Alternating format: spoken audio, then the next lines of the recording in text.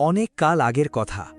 উমর নামের এক অত্যন্ত দরিদ্র ও অসহায় লোক এমন এক লোকালয়ে বাস করত, যার চারদিকে ছিল কেবল রুক্ষ পাহাড় আর উত্তপ্ত বালুর প্রান্তর। উমরের জীবনে দুঃখ ছাড়া আর কিছুই ছিল না, কিন্তু আল্লাহর প্রতি তার ঈমান এতই মজবুত ছিল যে সে সব অবস্থাতেই কেবল তার শুকরিয়া আদায় করত। তার ঘরের অবস্থা এমন ছিল যে দেয়ালে বড় বড় ফাটল ধরেছিল এবং ছাদ এতই নড়বড়ে ছিল যে বৃষ্টির দিনে মনে হতো যেন পুরো আকাশটাই নিচে নেমে এসেছে। উমরের কাছে দুনিয়াবি সম্পদ বলতে কেবল একটি জিনিসই ছিল, আর তা হলো তার একটি সাদা রঙের ছাগল, যাকে সে নিজের সন্তানের মতো ভালোবাসত। সে ওই ছাগলটির নাম রেখেছিল বরকত, কারণ ছাগলটি যেদিন থেকে তার ঘরে এসেছিল, উমরের সংসারে অভাব থাকলেও কখনো কারো কাছে হাত পাতার নৌবত আসেনি। এক রাতে উমরের ছোট্ট ঘরে শোকের মতো নীরবতা নেমে এলো, যখন তার একমাত্র ছেলের জায়েদ প্রচণ্ড জ্বরের ঘোরে ছটফট করতে লাগল। জায়েবের বয়স ছিল মাত্র 7 বছর, কিন্তু ওই নিষ্পাপ শিশুটির চেহারার রং এমন ফ্যাকাশে হয়ে গিয়েছিল যেন শরীর থেকে সব রক্ত নিংড়ে নেওয়া হয়েছে। উমরের স্ত্রী জয়া তার কলিজার টুকরোকে বুকে জড়িয়ে অঝরে কাঁদছিল এবং আল্লাহর কাছে নিজের সন্তানের সুস্থতার জন্য দুয়া চাচ্ছিল।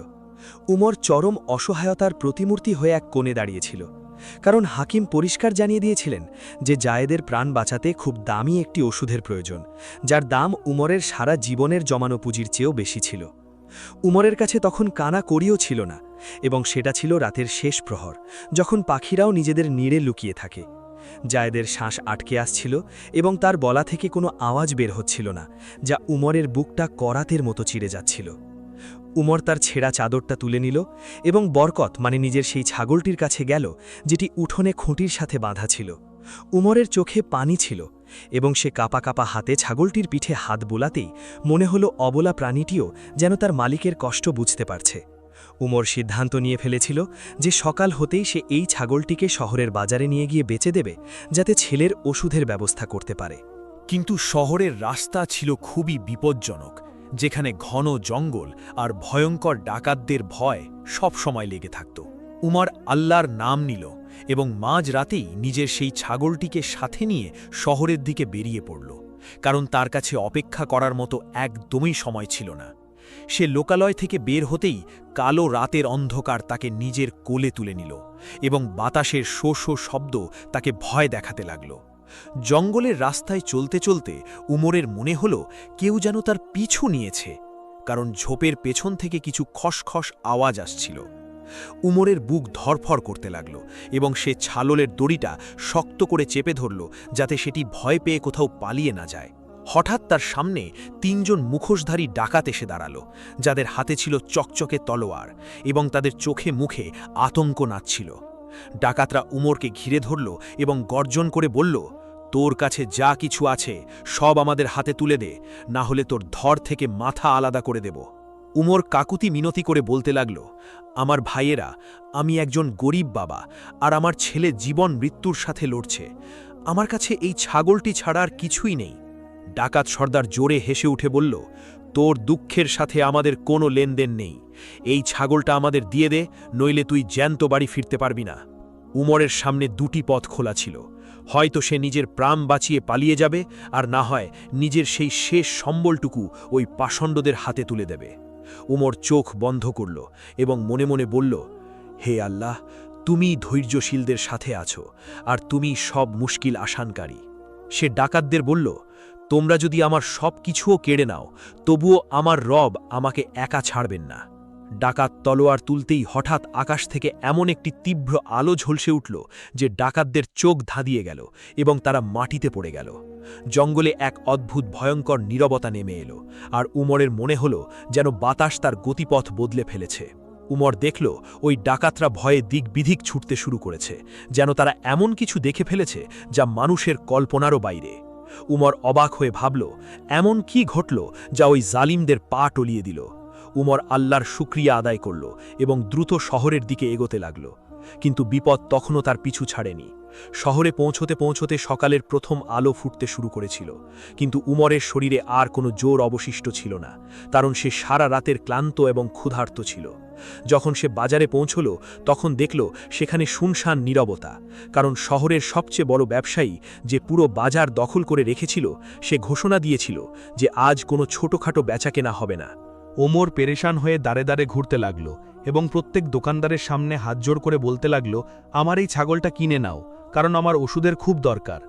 কিন্তু সবাই তাকে তাড়িয়ে দিল এবং কেউ কেউ তাকে পাগল ভেবে সেখান থেকে চলে যেতে বলল। ওমর বাজারের ঠিক মাঝখানে দাঁড়িয়ে আকাশের দিকে তাকাতে লাগল এবং তার চোখ থেকে অঝরে পানি ঝরছিল। তখনই তার নজর পড়ল প্রাসাদের মতো একটি অট্টালিকার ওপর, যার বাইরে প্রচুর ভিড় ছিল এবং মানুষ বলাবলি করছিল যে এখানকার মালিক বড়ই পাষাণ হৃদয়ের মানুষ। উমর সাহস সঞ্চার করল এবং ওই প্রাসাদের দরজায় গিয়ে দাঁড়াল, যেখানে দারোয়ানরা তাকে আটকে দিল এবং ভেতরে যেতে নিষেধ করল। উমর উঁচু গলায় ডাক দিল, হে অট্টালিকার মালিক, আমার উপর রহম করো আর আমার ডাক শোনো, কারণ আমার আল্লাহ সব কিছু দেখছেন। প্রাসাদের মালিক, যে কিনা এক অহংকারী ও দাম্ভিক মানুষ ছিল, সে বারান্দায় এলো এবং উমরের ছেঁড়াফাড়া অবস্থা ওই ছাগলটিকে দেখে তাকে নিয়ে উপহাস করতে লাগল। সে বলল, এই সামান্য একটা ছাগলের দাম তুমি কত চাও যে আমার দরজায় এসে এত শোরগোল করছো? উমর বলল, মালিক, আমার কোনো দাম চাই না, শুধু আমার ছেলের প্রাণ বাঁচানোর জন্য ওষুধের ব্যবস্থা করে দিন, চাইলে আমাকে আপনার গোলাম হিসেবে রেখে দিন।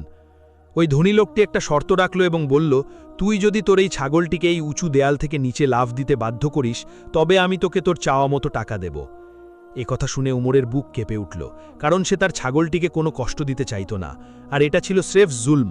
কিন্তু অন্যদিকে তার ছেলে জায়েদ মৃত্যুর খুব কাছাকাছি ছিল এবং সময় বালুর মতো খুব দ্রুত হাত ফসকে বেরিয়ে যাচ্ছিল। উমর তার সেই ছাগলটির কাছে গেল এবং তার চোখের দিকে তাকাতেই তার মনে হল ছাগলটি যেন তাকে নিজেই কুরবান হয়ে যাওয়ার ইশারা করছে। উমর ভারী মনে দড়িটা ধরল এবং দেওয়ালের দিকে এগোল, কিন্তু তার পা যেন মাটিতে গেঁথে গিয়েছিল। বাজারের লোকজন তামাশা দেখার জন্য জড়ো হয়ে গিয়েছিল এবং সবাই উমরের অসহায় অবস্থা দেখে হাসছিল অথবা চুপচাপ দর্শক হয়ে তামাশা দেখছিল। উমর শেষবারের মতো আকাশের দিকে তাকালো এবং ডাক দিল, ইয়া আল্লাহ, এ কেমন পরীক্ষা, যেখানে একদিকে আমার সন্তান আর অন্যদিকে এক অবলা প্রাণীর জীবন। ঠিক সেই সময় প্রাসাদের ভেতর থেকে একটি চিৎকার ভেসে এলো এবং পুরো পরিবেশ বদলে গেল, যা শুনে সবাই অবাক হয়ে গেল। প্রাসাদের মালিকের একমাত্র ছেলে, যে কিনা বছরের পর বছর ধরে কথা বলতে পারত না, সে হঠাৎ দৌড়ে বাইরে এলো এবং ওই ছাগলটির দিকে ইশারা করে কিছু বলার চেষ্টা করতে লাগল। এই দৃশ্য দেখে ধনী লোকটির পায়ের নিচ থেকে যেন মাটি সরে গেল, কারণ সে দুনিয়ার তাবৎ হাকিম বুদ্ধি দেখিয়েছিল, কিন্তু তার ছেলে কখনো কথা বলতে পারেনি। উমর চুপচাপ এসব কিছু দেখছিল, আর সে বুঝে উঠতে পারছিল না যে এর পেছনে আল্লাহর কী রহস্য লুকিয়ে আছে। ধনী লোকটি ছুটে নিচে এলো এবং নিজের ছেলেকে জড়িয়ে ধরল, যে বারবার ওই সাদা ছাগলটির দিকে হাত বাড়াচ্ছিল। বাজারের মানুষ অবাক হয়ে গেল যে ছাগলটিকে তারা অতি সাধারণ ভাবছিল, সেটি এমন এক মোজেজা দেখালো যার কল্পনাও কেউ কখনো করেনি। ধনী লোকটির চোখে অহংকারের বদলে এখন পানি ছিল এবং সে উমরের হাত ধরে ক্ষমা চাইতে লাগল। সে বলল, আমাকে ক্ষমা করে দাও, আমি তোমার দারিদ্র্যের উপহাস করেছি, কিন্তু তোমার ধৈর্য আর এই অবলা প্রাণীর বরকত আমাকে এমন খুশি এনে দিয়েছে যা আমি আমার সব দৌলত দিয়েও কিনতে পারতাম না।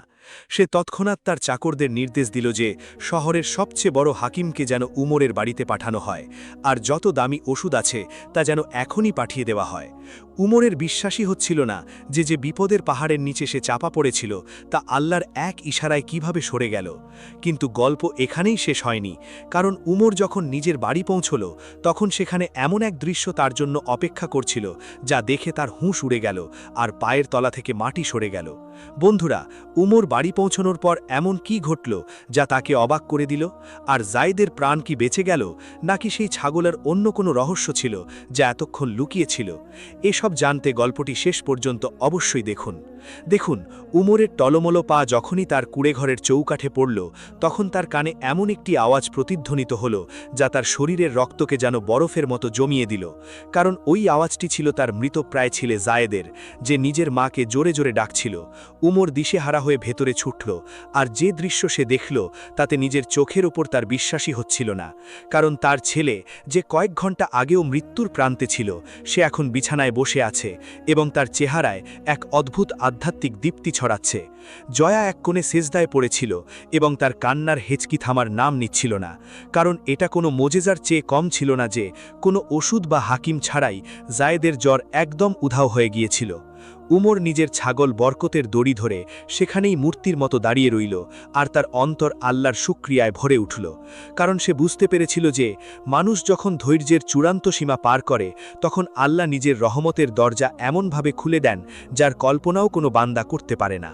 কিন্তু উমরের বিস্ময় এখনও আরও বাড়ার বাকি ছিল, কারণ জায়েদ তার ছোট্ট আঙুল দিয়ে ওই ছাগলটির দিকে ইশারা করে বলল, আব্বু, তুমি যখন চলে গিয়েছিলে তখন দেয়ালের ওপর এই ছাগলটার ছায়া অনেক বড় হয়ে গিয়েছিল, আর আমার মনে হলো যেন কেউ আমার মাথায় শীতল হাত বুলিয়ে দিচ্ছে। ওমর নিজের স্ত্রীকে ধরে তুলল এবং দুজনে মিলে জায়েদকে বুকে জড়িয়ে ধরল। আর ঠিক সেই সময় কুড়ে ঘোড়ের বাইরে ঘোড়ার খুঁড়ের আওয়াজ শোনা গেল, যা নীরবতাকে চিরে দিচ্ছিল। এরা ছিল ওই ধনী লোকটির সিপাহী, যারা নিজেদের সাথে শহরের সবচেয়ে বড় হাকিম, প্রচুর খাবার দাবার এবং দামি কাপড় নিয়ে এসেছিল, যেমনটা তাদের মালিক কথা দিয়েছিল। হাকিম যখনই জায়েদের নাড়ি ধরলেন, তখন তিনি অবাক হয়ে বললেন যে এই বাচ্চার কোনো ওষুধের দরকার নেই, কারণ এর শরীরে এখন আর কোনো রোগ অবশিষ্ট নেই এবং সে একদম সুস্থ। সিপাহীরা সোনার মুদ্রায় ভরা একটি থলি উমরের সামনে রাখল এবং বলল, আমাদের মালিক এই খবর পাঠিয়েছেন যে এই ছাগল কোনো সাধারণ প্রাণী নয়, বরং এটি তোমার ধৈর্যের সেই পুরস্কার যা আল্লাহ তোমাকে দান করেছেন। উমর ওই মুদ্রাগুলোর দিকে ফিরেও তাকালো না, কারণ সে নিজের সবচেয়ে বড় সম্পদ অর্থাৎ তার ছেলেকে ফিরে পেয়েছিল। কিন্তু সে এই ভেবে টাকাগুলো রেখে দিল যে এখন সে নিজের গ্রামের অন্য গরিবদের সাহায্য করতে পারবে। পুরো গ্রামে এই খবর আগুনের মতো ছড়িয়ে পড়ল যে উমরের ভাগ্য রাতারাতি বদলে গেছে এবং তার সেই সাদা ছাগলটি কোনো জাদুকরী কারিশমা দেখাচ্ছে। যেখানে খুশি আসে সেখানে হিংসা বা বিদ্বেষের আগুনও জ্বলতে শুরু করে।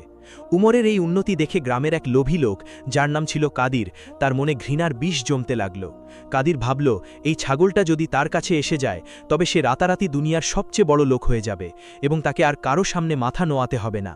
ওই অন্ধকার রাতেই, যখন পুরো গ্রাম গভীর ঘুমে আচ্ছন্ন ছিল, কাদির পা টিপে টিপে উমরের কুড়ে ঘরের দিকে এগোল, যাতে সে ওই বরকত নামের ছাগলটিকে চুরি করতে পারে। উমর এবং তার পরিবার তখন আল্লাহর ইবাদাতের পর শান্তিতে ঘুমাচ্ছিল এবং তারা ঘুণাক্ষরেও টের পায়নি যে কোনো ছায়া তাদের উঠোনে ঢুকে পড়েছে। কাদির যেইমাত্র ছাগলের দড়ি খোলার জন্য হাত বাড়াল, তখনই হঠাৎ ছাগলটি চোখ খুলল এবং তার চোখ থেকে এমন তীব্র আলো বের হল যে কাদিরের হাত সেখানেই অবশ হয়ে গেল। কাদির ভয়ে চিৎকার করে উঠল এবং তার আওয়াজ শুনে উমর আর জয়া বাইরে বেরিয়ে এলো। তারা দেখল যে কাদির মাটিতে পড়ে ছটফট করছে। উমর ঘৃণা করার বদলে কাদিরকে ধরে তুলল এবং তাকে জিজ্ঞেস করল, ভাই, তোমার কি হয়েছে আর তুমি এত রাতে এখানে কি করছো? কাদির লজ্জায় চোখ তুলে তাকাতেই পারছিল না এবং সে কাঁদতে কাঁদতে নিজের সব অপরাধ স্বীকার করে নিল যে সে তার ছাগল চুরি করতে এসেছিল। উমর মুচকি হেসে বলল, ভাই, এই দৌনাত আর এই ছাগল সব আল্লাহর দেওয়া আমানত, আর তোমার যদি প্রয়োজনই ছিল তবে তুমি চেয়ে নিতে পারতে, কিন্তু চুরির পথ বেছে নেওয়া হলো শয়তানের কাজ। ওমরের এই উদারতা দেখে কাদিরের মনের দুনিয়াটাই বদলে গেল এবং সে সেখানেই তওবা করল যে সে আর কখনো কারো খারাপ চাইবে না। পরের দিন ওমর সিদ্ধান্ত নিল যে সে এই ছাগলটিকে নিয়ে সেই উঁচু পাহাড়ে যাবে যেখানে একজন বৃদ্ধ আল্লাহওয়ালা দরবেশ থাকতেন, যাতে সে এই ছাগলটির আসল রহস্য জানতে পারে। রাস্তাটি খুব দুর্গম ছিল এবং পাহাড়ের উচ্চতা ছিল আত্মা কাঁপিয়ে দেওয়ার মতো, কিন্তু ওমরের সংকল্প ছিল ইস্পাতের মতো দৃঢ়, কারণ সে বুঝতে পারছিল যে তার পরীক্ষার এখনও আরেকটি ধাপ বাকি আছে। ওমর পাহাড়ের চূড়ায় পৌঁছতেই দেখল সেখানে এক সাদা দাড়িওয়ালা বৃদ্ধ জায়নামাজে বসে জিকির করছিলেন এবং তার চেহারা থেকে নূর ঠিকরে পড়ছিল। ওই দরবেশ পেছন না ঘুরেই বললেন, এসে গেছো ওমর, আমি তোমার জন্যই অপেক্ষা করছিলাম, কারণ ধৈর্যের ফল পাওয়ার সময় এখন ঘনিয়ে এসেছে। ওমর আদবের সাথে সালাম দিল এবং জিজ্ঞেস করল, হুজুর, এই ছাগলটির ঘটনা কি, যা আমার মৃতপ্রায় ছেলেকে জীবন ফিরিয়ে দিল আর আমার দারিদ্র্য ঘুচিয়ে দিল? দরবেশ মুচকি হেসে বললেন, ওমর, এই ছাগল তো কেবল একটা উসিলা, আসল বিষয় হলো তোমার সেই দোয়াগুলো যা তুমি রাতের আধারে কেঁদে কেঁদে চেয়েছিলে, আর তোমার সেই বিশ্বাস যা হাজারো বিপদেও টলে যায়নি। তিনি জানালেন যে এই ছাগল হলো একটি নিদর্শন যে আল্লাহ নিজের বান্দাদের কখনো একা ছাড়েন না, পুরো দুনিয়া তার বিরুদ্ধে চলে গেলেও না। দরবেশ ওমরকে একটি পুরনো সিন্দুক দিলেন এবং বললেন, এটি তোমার সাথে নিয়ে যাও, তবে এটি ততক্ষণ পর্যন্ত খুলবে না যতক্ষণ না তুমি তোমার গ্রামের শেষ গরিব মানুষটির পেট ভরতে পারছো। ওমর ওই সিন্দুক নিয়ে নিজের গ্রামের দিকে ফিরছিল। তখনই হঠাৎ আবহাওয়া বদলে গেল এবং মুষলধারে বৃষ্টি শুরু হলো, যার ফলে রাস্তায় বন্যা নেমে এলো। ওমর নিজের জীবনের পরোয়া না করে ওই সিন্দুক আর নিজের ছাগলটিকে বাঁচানোর চেষ্টা করল, কিন্তু পানির তোর এতই বেশি ছিল যে তার পা পিছলে যেতে লাগল। ঠিক সেই সময় তার চোখে আবার ওই ডাকাতদের পড়ল, যারা জঙ্গলে তাকে ঘিরে ধরেছিল, কিন্তু এবার তাদের উদ্দেশ্য বদলে গিয়েছিল, কারণ তারাও ওমরের মোজেজার খবর শুনে ফেলেছিল। ওই ডাকাতরা ওমরকে ডোবার হাত থেকে বাঁচালো এবং তাকে নিরাপদ স্থানে পৌঁছে দিয়ে বলল, আমাদের ক্ষমা করে দাও, আমরা তোমার আধ্যাত্মিকতায় মুগ্ধ হয়েছি আর এখন আমরা সৎ পথে চলতে চাই। ওমর তাদেরও বুকে জড়িয়ে ধরল এবং বলল, আল্লাহ সত্যিই অনেক দয়ালু, যিনি পথভ্রষ্টদেরও সঠিক রাস্তা দেখিয়ে দেন। গ্রামে পৌঁছে ওমর সবার প্রথমে ওই সিন্দুকটি একপাশে রাখল এবং তার কাছে থাকা সমস্ত শস্য আর সম্পদ গরিবদের মাঝে বিলিয়ে দিতে শুরু করল, যেমনটা ওই দরবেশ বলেছিলেন। কয়েক সপ্তাহ কেটে গেল এবং ওমর দিনরাত পরিশ্রম করে নিজের গ্রামেরই চেহারা পাল্টে দিল, যেখানে এখন আর কেউ না খেয়ে ঘুমায় না এবং প্রতিটি ঘরেই আলো জ্বলছে। অবশেষে যখন ওমর দেখল যে এখন তার গ্রামে কোনো অভাবী মানুষ বাকি নেই, তখন সে ওই পুরনো সিন্দুকটি খোলার সিদ্ধান্ত নিল, যাতে সে দেখতে পারে ওই দরবেশ তাকে কি দিয়েছিলেন। পুরো গ্রামের মানুষ ওমরের উঠোনে জমায়েত হয়েছিল এবং সবার শ্বাস আটকে ছিল যে শেষমেশ ওই সিন্দুকের ভেতর কি রহস্য লুকিয়ে আছে। ওমর সিন্দুকের ঢাকনা খুলতেই তার ভেতর থেকে কোনো সোনা রূপা বের হলো না, বরং তার ভেতরে ছিল কেবল একটি পুরনো ছেঁড়া চাদর আর এক টুকরো পাথর। মানুষ হতাশ হয়ে পড়ল এবং নিজেদের মাঝে কানাকানি করতে লাগল যে ওই দরবেশ কি তবে ওমরের সাথে মশকরা করেছিলেন। কিন্তু ওমরের চোখে এক অদ্ভুত দীপ্তি দেখা দিল। সে ওই চাদরটি নিজের মাথায় রাখল আর পাথরটি ছুঁতেই তার মনে হল যে এটি সেই চাদর যা ধৈর্যের ঢাল হয়ে দাঁড়ায়, আর এই পাথরটি হল সেই পাথর যার উপর সে সেজদা করত। হঠাৎ ছাবল বরকত জোরে ভ্যা ভ্যা করে উঠল এবং ধীরে ধীরে অদৃশ্য হতে লাগল, যেন সে বাতাসে মিলিয়ে যাচ্ছে, আর দেখতে দেখতেই সেটি উধাও হয়ে গেল। ওমর বুঝে গেল যে তার কাজ শেষ হয়ে গেছে, আর ওই ছাগলটি এক ফেরেস্তার রূপ ধরে তাকে সাহায্য করতে এসেছিল, যে তাকে মানবতার পাঠ শিখিয়ে গেল। ওমর এখন আগের চেয়েও বেশি ইবাদত গুজার হয়ে গেল এবং সে নিজের পুরো জীবনটা আল্লাহর রাস্তায় ওয়াকফ করে দিল, কারণ সে বুঝে গিয়েছিল যে আসল শান্তি সম্পদে নয়, বরং অন্যের উপকারে আসার মাঝে রয়েছে। জায়েদ এখন বড় হয়ে গিয়েছিল এবং সেও তার বাবার মতো নেক ও সৎ মানুষ হয়ে উঠল, যে পুরো দুনিয়ায় ভালোবাসার বার্তা ছড়িয়ে দিয়েছিল। ওমরের কুঁড়েঘর এখন এক বড় মাদ্রাসায় পরিণত হয়েছিল, যেখানে দূর দূরান্ত থেকে মানুষ ইলম হাসিল করতে আসত এবং ওমরের সেই গল্প শুনত, যা এক অসহায় বাবাকে অলি বানিয়ে দিয়েছিল। কিন্তু একদিন সকালে ওমর যখন ঘুম থেকে উঠল, তখন সে দেখল তার উঠোনে সেই সাদা ছাগলটি আবার দাঁড়িয়ে আছে, তবে এবার তার সাথে আরও কিছু একটা ছিল যা ওমরের হুঁশ উড়িয়ে দিল। ওমরের বুকের ধুকপুকানি সেই মুহূর্তে যেন ধমকে গেল, যখন সে দেখল যে উঠোনে দাঁড়িয়ে থাকা ওই সাদা ছাগল বরকত একা ছিল না, বরং তার পাশে সেই পুরনো আর ছেঁড়া চাদরটি বিছানো ছিল, যা সে ওই আধ্যাত্মিক সিন্দুকের ভেতর পেয়েছিল। আর ওই চাদরের ওপর ছোট্ট এক ফুটফুটে নিষ্পাপ শিশু শুয়েছিল, যার চোখে রুহানি নূরের এমন ঝলক ছিল যে সূর্যের আলো তার সামনে ম্লান হয়ে যায়। ওমরের হুঁশ উড়ে গেল, কারণ ওই শিশুটিকে কোনো সাধারণ শিশু বলে মনে হচ্ছিল না। আর আশ্চর্যের বিষয় হল, ওই শিশুটি তার ছোট্ট দুই হাতে সেই পাথরের টুকরোটি ধরে রেখেছিল, যা ওই দরবেশ ওমরকে দিয়েছিলেন। ওমরের পুরো শরীর কাঁপতে শুরু করল এবং সে কাঁপা কাঁপা পায়ে এগিয়ে গিয়ে যখনই শিশুটিকে তোলার চেষ্টা করল, তখন পুরো গ্রামে এমন এক সুঘ্রাণ ছড়িয়ে পড়ল, যেন জান্নাতের দরজাগুলো খুলে গেছে। জয়া ও জায়েদও বাইরে বেরিয়ে এলো এবং এই কারিশমা দেখে তাদের মুখ থেকে কেবল আল্লাহর প্রশংসাই বের হতে লাগল, কারণ এটি ছিল এমন এক পরীক্ষার সূচনা যার খবর কারও জানা ছিল না। উমর ওই শিশুটিকে নিজের বুকে জড়িয়ে ধরতেই তার মনে হলো তার অন্তরে এমন এক প্রশান্তি নেমে এসেছে যা সে আজ পর্যন্ত কখনো অনুভব করেনি। কিন্তু শিশুটিকে কোলে তুলে নিতেই ওই সাদা ছাগলটি আরেকবার ধোঁয়ার মতো বাতাসে মিলিয়ে গেল, যেন তার কাজ এখন পুরো হয়ে গেছে। গ্রামে এই খবর জঙ্গলের আগুনের মতো ছড়িয়ে পড়ল যে উমর এক মোজেজাপূর্ণ শিশু পেয়েছে, এবং দূর দূরান্ত থেকে মানুষ ওই শিশুটিকে এক নজর দেখার জন্য আসতে লাগল। কিন্তু উমরকে এই ভয় তাড়িয়ে বেড়াতে লাগল যে এই খ্যাতি আবার তার ঈমানের জন্য কোনো বিপদের কারণ না হয়ে দাঁড়ায়। উমর ওই শিশুটির নাম রাখল নূর, কারণ তার আগমনে কেবল উমরের ঘরেই নয়, বরং পুরো গ্রামের মানুষের অন্তরে এক নতুন আলোর জন্ম হয়েছিল। কিন্তু হিংসার আগুন এখনও পুরোপুরি নেভেনি। শহরের শাসকের কানে যখন এই কথা পৌঁছল যে এক সামান্য গ্রামে এমন এক শিশু আছে যার কাছে কোনো আধ্যাত্মিক শক্তি রয়েছে, তখন তার মনে লোভের শয়তান জেগে উঠল। ওই শাসক ছিল অত্যন্ত জালিম আর স্বার্থপর মানুষ, যে কেবল নিজের রাজত্ব আর সম্পদকেই ভালোবাসত, এবং সে তৎক্ষণাৎ তার সেনাপতিকে হুকুম দিল ওই শিশুটিকে আর উমর নামের লোকটিকে শেকলে বেঁধে দরবারে হাজির করা হোক। উমরের এই ধেয়ে আসা বিপদের বিন্দুমাত্রও ধারণা ছিল না।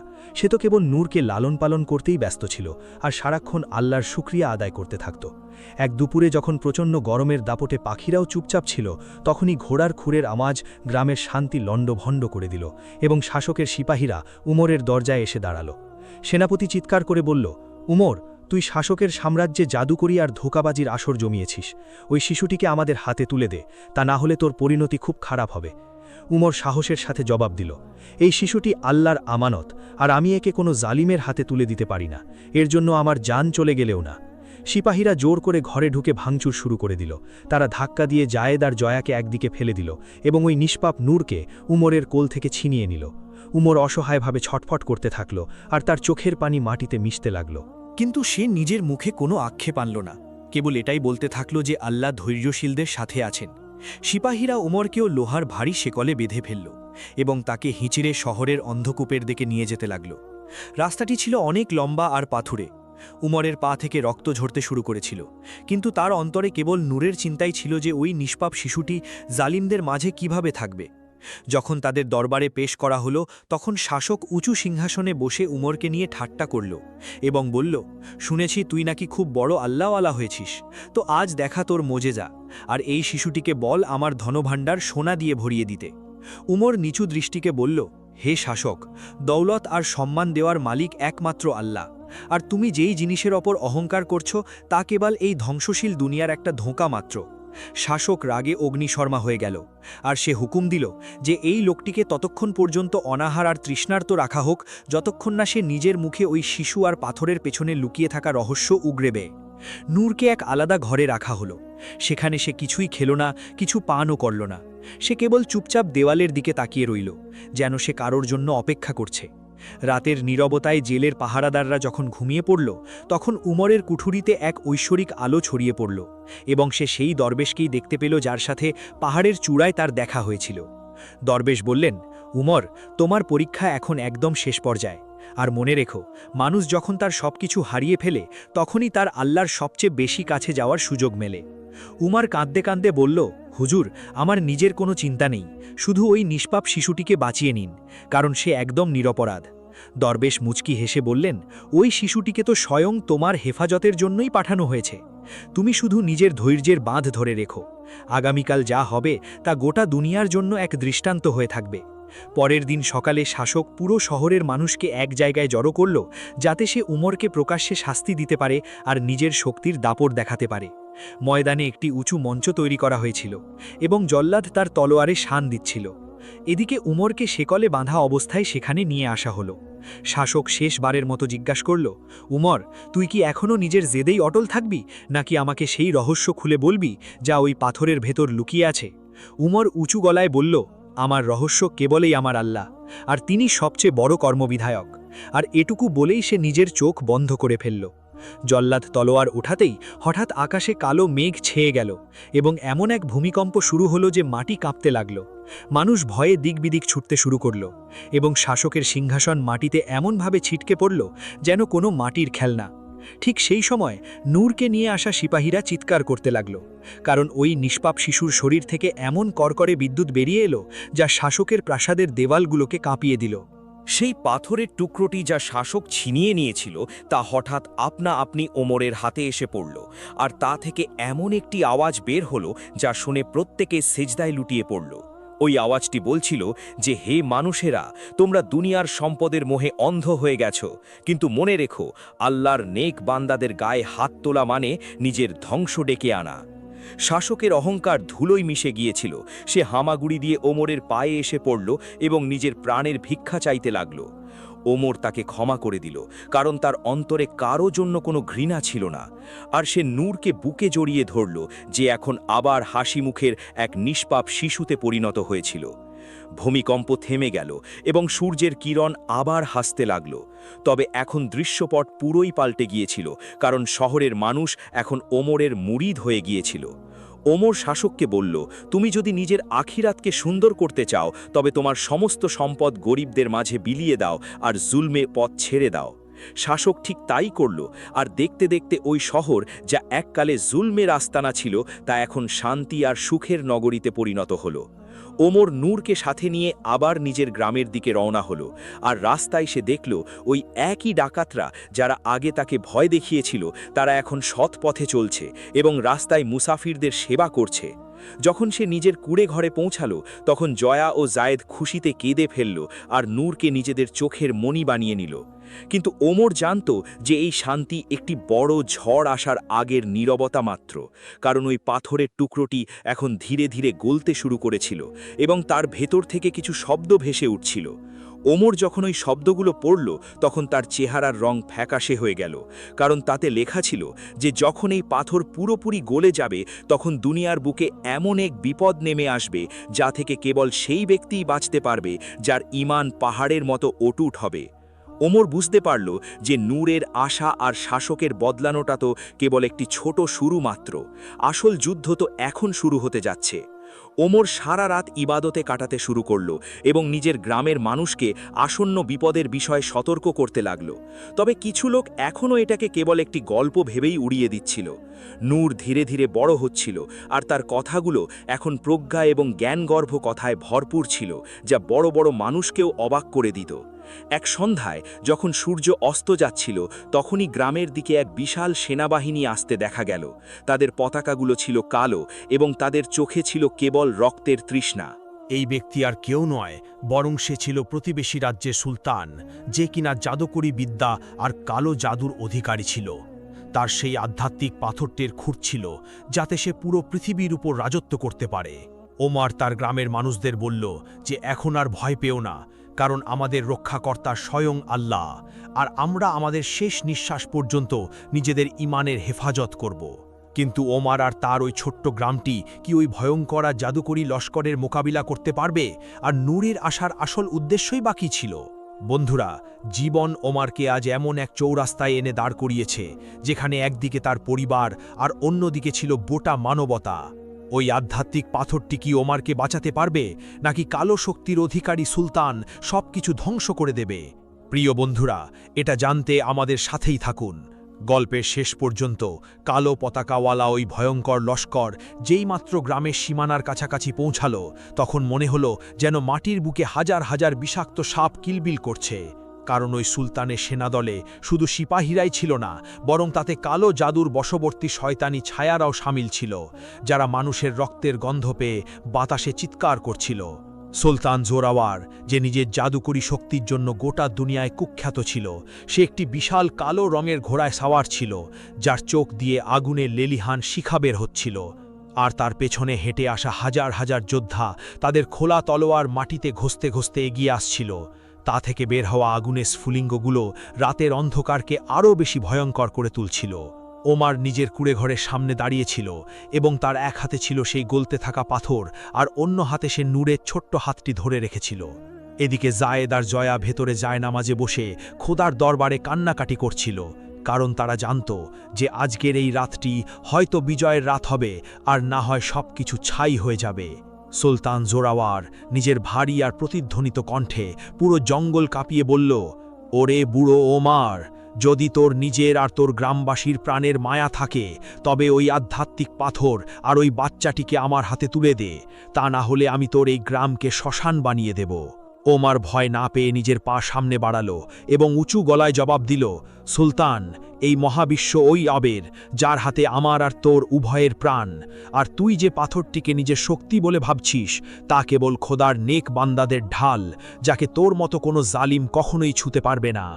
এই জবাব শুনে সুলতানের এমন রাগ হল যে সে বাতাসে তার জাদুদণ্ড দোলালো, আর হঠাৎ আকাশ থেকে আগুনের গোলা বর্ষিত হতে শুরু করল, যা গ্রামের ঘরবাড়িগুলোকে নিজের কবজায় নিতে লাগল। কিন্তু ওই আগুনের শিখাগুলো ওমরের ঘরের কাছাকাছি পৌঁছাতেই সেগুলো আপনা আপনি নিভে যেতে লাগল, যেন কোনো অদৃশ্য দেওয়াল তাদের হেফাজত করছিল। এটা দেখে সুলতানের চোখে মুখে বিস্ময় আর আতঙ্কের এক মিশ্র ছাপ ফুটে উঠল এবং সে তার সেনাদলকে হুকুম দিল, সবাই একসাথে আক্রমণ করো, আর যেই সামনে আসবে তাকেই মৃত্যুর ঘাটে নামিয়ে দাও। হাজার হাজার সিপাহী চিৎকার করতে করতে উমরের দিকে ছুটে এলো এবং মনে হলো এখন নিষ্পাপদের রক্ত নদীর মতো বইবে। কিন্তু তখনই এক অদ্ভুত ঘটনা ঘটল, কারণ নূর নিজের চোখ বন্ধ করল এবং তার ছোট্ট শরীর থেকে সাদা নূরের চাদরের মতো এক আলো বেরিয়ে এলো, যা পুরো গ্রামের চারদিকে এক অভেদ্য দুর্গের মতো ছড়িয়ে পড়ল। সিপাহীরা ওই আলোর সাথে ধাক্কা খেতেই তারা এমনভাবে পিছনের দিকে ছিটকে পড়তে লাগলো যেন কেউ তাদের সজোরে ধাক্কা দিয়েছে, আর তাদের শরীর থেকে শক্তি গায়েব হতে শুরু করল। উমর দেখল ওই পাথরের টুকরোটি এখন পুরোপুরি গলে গেছে, আর তার ভেতর থেকে মধুর মতো চকচকে এক তরল পদার্থ বের হচ্ছিল, যা উমরের হাতের তালু বেয়ে মাটিতে পড়তে লাগল। যেখানে যেখানে ওই ফোঁটাগুলো পড়ল সেখানকার শুকনো মাটি থেকে হঠাৎ করে সবুজ গাছপালা আর সুন্দর সুন্দর ফুল গজাতে শুরু করল, যাই ভয়ঙ্কর পরিবেশে কোনো মুজেজার চেয়ে কম ছিল না। কিন্তু সুলতান জোরাওয়ার তার হার মানল না। সে তার ঝোলা থেকে একটি কালো খুলি বের করল এবং তাতে কিছু মন্ত্র পড়তে লাগল। হঠাৎ মাটি ফাটতে শুরু করল এবং ভেতর থেকে ধোঁয়ার কুণ্ডলি বেরোতে লাগল, যা থেকে ভয়ঙ্কর সব জিন আর আত্মারা বেরিয়ে আসতে লাগল, যাদের উচ্চতা ছিল পাহাড়ের সমান আর তাদের আওয়াজগুলো ছিল আত্মা কাঁপিয়ে দেওয়ার মতো। গ্রামের মানুষ ভয়ে নিজেদের ঘরের ভেতর লুকিয়ে পড়ল এবং শিশুদের কান্নার আওয়াজ বাতাসে প্রতিধ্বনিত হতে লাগল। কিন্তু উমর তার জায়গা থেকে 1 ইঞ্চিও নড়ল না, কারণ তার ধৈর্য এখন তার সবচেয়ে বড় শক্তিতে পরিণত হয়েছিল। উমর উঁচু গলায় সূরা আর রহমানের তিলাওয়াত শুরু করল, আর সে যেমন যেমন কুরআনের আয়াতগুলো পড়তে থাকল, ওই শয়তানি আত্মারাও ছোট হতে শুরু করল এবং তাদের শক্তি দুর্বল হতে লাগল। সুলতান জোরাওয়ার নিজের সমস্ত শক্তি প্রয়োগ করছিল এবং তার চেহারার বলিরেখাগুলো এখন আরও গভীর হয়ে গিয়েছিল, কারণ সে নিজের কালো শক্তিগুলোকে ধ্বংস হতে দেখছিল। সে শেষ চাল হিসাবে নিজের তলোয়ার বের করল এবং সোজা উমরের দিকে দৌড়ে গেল। কিন্তু সে কাছাকাছি পৌঁছতেই নূর ওই পাথরের গলিত অংশটুকু সুলতানের দিকে ছুঁড়ে মারল। ওই চকচকে তরল পদার্থটি সুলতানের বুকে লাগতেই তার কালো তলোয়ারটি ছাইয়ে পরিণত হয়ে গেল, আর সুলতান মাটিতে পড়ে এমনভাবে ছটফট করতে লাগল যেন তার শরীরে হাজার হাজার বিচ্ছু একসাথে হুল ফুটিয়ে দিয়েছে। সুলতানের সেনাদল নিজেদের প্রভুকে এভাবে অসহায় অবস্থায় দেখে পালাতে শুরু করল, আর ওই জাদুকরী ছায়ারাও ধোঁয়ায় পরিণত হয়ে বাতাসে মিলিয়ে গেল, যেন তাদের কোনো অস্তিত্বই ছিল না। জোরাওয়ার, যে নিজেকে খোদা ভাবত, সে এখন এক অসহায় আর বৃদ্ধ মানুষের মতো মাটিতে পড়ে রহমের ভিক্ষা চাইছিল। উমার তার কাছে গিয়ে বলল, দেখ রে জালিম, শেষমেশ কেবল সত্যেরই জয় হয়, আর যে ধৈর্য ধারণ করে আল্লাহ তাকে কখনো একা ছাড়েন না। উমার তার গ্রামের মানুষদের বাইরে ডাকল এবং তাদের বলল, আজ থেকে এই সুলতান আমাদের বন্দী নয়, বরং সে নিজের ভুলের প্রায়শ্চিত্ত করবে আর এই গ্রামেই থেকে গরিবদের সেবা করবে।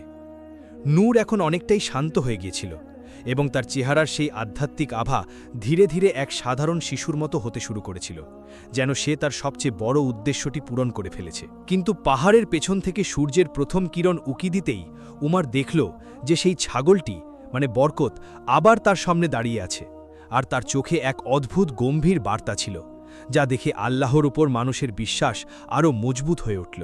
উমার এখন একজন বৃদ্ধ এবং অভিজ্ঞ পথপ্রদর্শক হয়ে উঠেছিল, যার গল্প এখন দূর দূরান্তের দেশগুলোতেও শোনানো হতো, যে কিভাবে এক গরিব কাঠুরিয়া নিজের ধৈর্য দিয়ে সুলতানদের সিংহাসন উল্টে দিয়েছিল আর শয়তানি শক্তিগুলোকে পরাজিত করেছিল। বহু বছর পর উমার যখন নিজের শেষ নিঃশ্বাস নিচ্ছিল, তখন তার পাশে জায়েদ আর তার নাতি নাতনিরা বসেছিল। উমার মুচকি হেসে তাদের বলল, মনে রেখো বাচ্চারা, এই দুনিয়ায় সবচেয়ে বড় দৌলত হল ধৈর্য, কারণ আল্লাহ ধৈর্যশীলদের সাথে আছেন। উমার নিজের চোখ বন্ধ করতেই পুরো ঘরে সেই চামেলি ফুলের সুবাস ছড়িয়ে পড়ল, যা নূরের আগমনের সময় ছড়িয়েছিল, আর উঠোনে সেই সাদা ছাগলটি শেষবারের মতো দেখা দিল এবং তারপর চিরতরে অদৃশ্য হয়ে গেল। উমারের মৃত্যুতে পুরো পৃথিবী কাঁদল, কিন্তু তার শেখানো কথাগুলো আজও সেসব মানুষের অন্তরে বেঁচে আছে, যারা বিপদের সময় ঘাবড়ে যায় না, বরং নিজের রবের ওপর ভরসা রাখে। জায়েদ মীরের বাবার এই ঐতিহ্যকে এগিয়ে নিয়ে গেল এবং ওই গ্রামটিকে জ্ঞান আর শান্তির কেন্দ্রে পরিণত করে তুলল, যেখানে আজও মানুষ এসে মানসিক প্রশান্তি খুঁজে পায় আর ওই মহান পিতা পুত্রের গল্প শোনায়। বন্ধুরা, উমার আর নূরের এই গল্প আমাদের শেখায় যে ঝড় যতই বড় হোক না কেন, যদি আপনার অন্তরে খোদার ওপর ভরসা এবং ধৈর্য থাকে, তবে আপনি প্রতিটি মুশকিল পার করতে পারবেন। আপনাদের কি মনে হয়, উমার কি সুলতানকে ক্ষমা করে দিয়ে ঠিক কাজ করেছিল, নাকি তাকে কঠোর শাস্তি দেওয়া উচিত ছিল? কমেন্ট করে আপনাদের মতামত আমাদের অবশ্যই জানাবেন। আর যদি এই গল্পটি আপনাদের হৃদয় ছুঁয়ে যায়, তবে এটি আপনাদের বন্ধু এবং পরিবারের সাথে শেয়ার করতে ভুলবেন না, যাতে তারাও এই আধ্যাত্মিক শিক্ষা থেকে কিছু শিখতে পারে। এমন আরও ইমোশনাল ও অনুপ্রেরণামূলক গল্পের জন্য আমাদের চ্যানেলটিকে সাবস্ক্রাইব করুন এবং বেল বাটনটি চেপে দিন, যাতে আমাদের পরের গল্পটি সবার আগে আপনাদের কাছে পৌঁছায়। আপনাদের একটি লাইক এবং কমেন্ট আমাদের আরও ভালো ভালো গল্প নিয়ে আসার সাহস যোগায়। তাই আমাদের সাথেই যুক্ত থাকুন, আর মনে রাখবেন যে আল্লাহ সব সময় আমাদের সাথে আছেন।